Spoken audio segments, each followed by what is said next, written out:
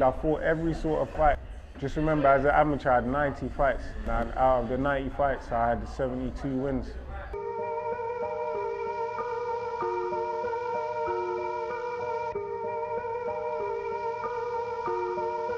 Vintage Beats.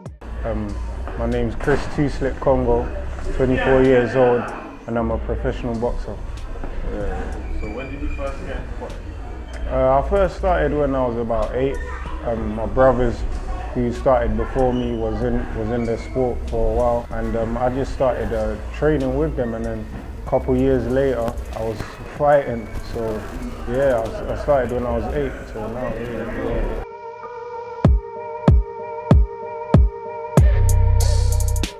Literally just in the gym playing about. That's how it starts. You start playing about, then you start training properly, and then it gets serious. You start sparring, and then just from there, really just takes off. To be honest, obviously I was obviously in school.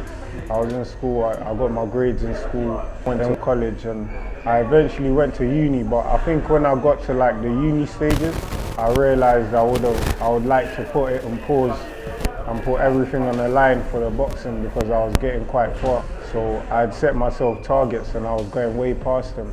So yeah, I thought when I got to the uni side of things, I thought I'm gonna just concentrate on the boxing and then just go from there, really. I think it's more when you get to the professional boxing game, because it's more of a business. So it's more of, you need to sell tickets. Some shows you tickets, some shows you don't. You need to promote yourself as a brand, so you can build a name for yourself and get up there basically quicker than you. So I feel like the pro game is a business. It's not just about the fighting. So it's just building a brand for yourself. I'm training Monday to Friday, literally. I just do a one run Saturday, and then Sunday have rest off, and then just literally I'm here Monday to Friday. What's your diet? My diet is alright. Like, I wake up, I have like a porridge or whatever after training. It all depends really. Sometimes I like to go on an intimate diet, so that's really, I do my run in the morning, and I don't have nothing.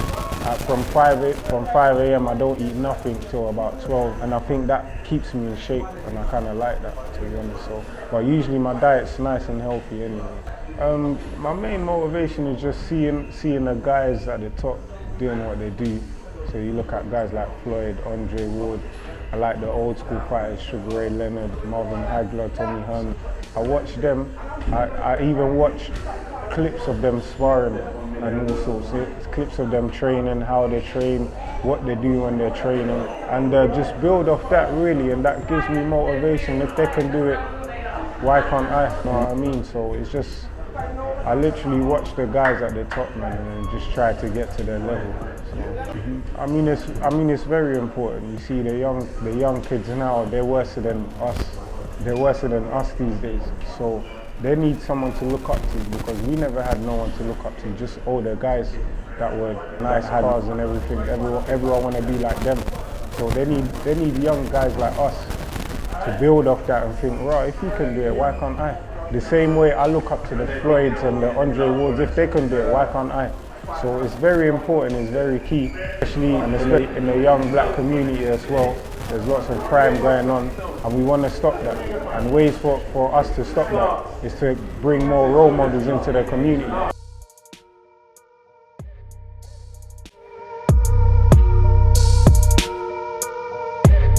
100%. I mean, obviously, my main aim is to better myself in doing something that I love, but also to better the community as well. Because you got the young kids. Hopefully, I want to have kids when I grow up as well. So I don't want them to follow a path that's bad. I want them to follow a positive vibe. So, and that's what I'm doing. To be honest, I like running anyway. So the more I run, the more I'm in shape. Everything else here is all down to my coach. He sees everything. He knows my mistakes, and we just capitalize on it.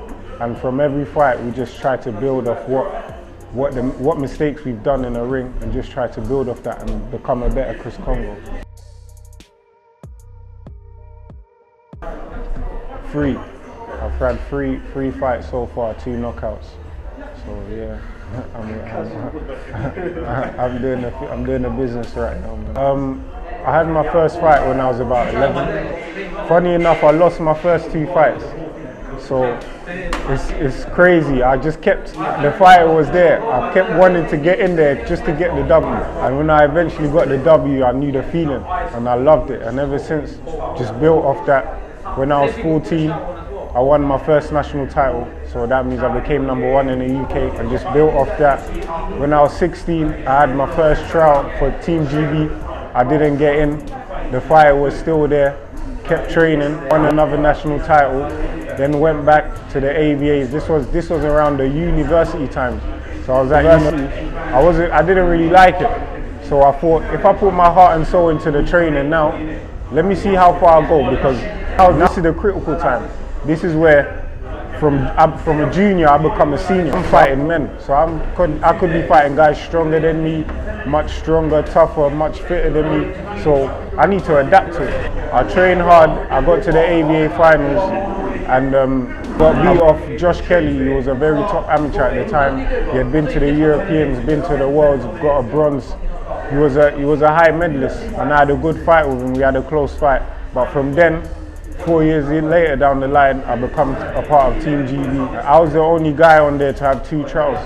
Everyone else had 4 or 5 trials. I couldn't believe it. So it shows the different levels and how they were actually looking at me at the time.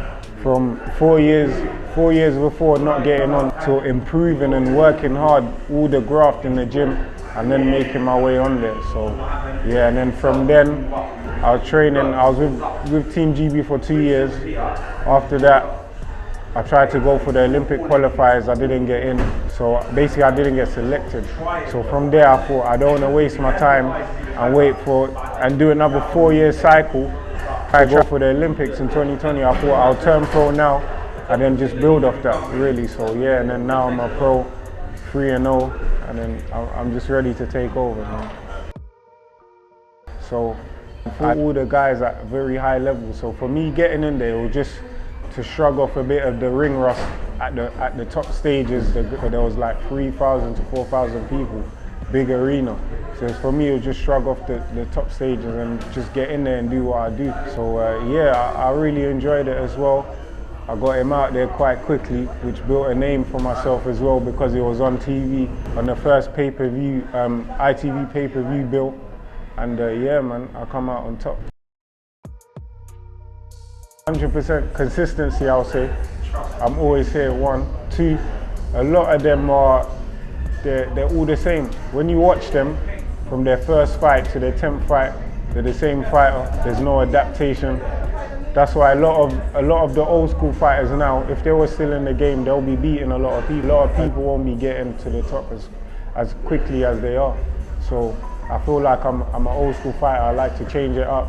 Sometimes I box on the front foot, sometimes I box back foot, make myself nice and slippery not to get hit.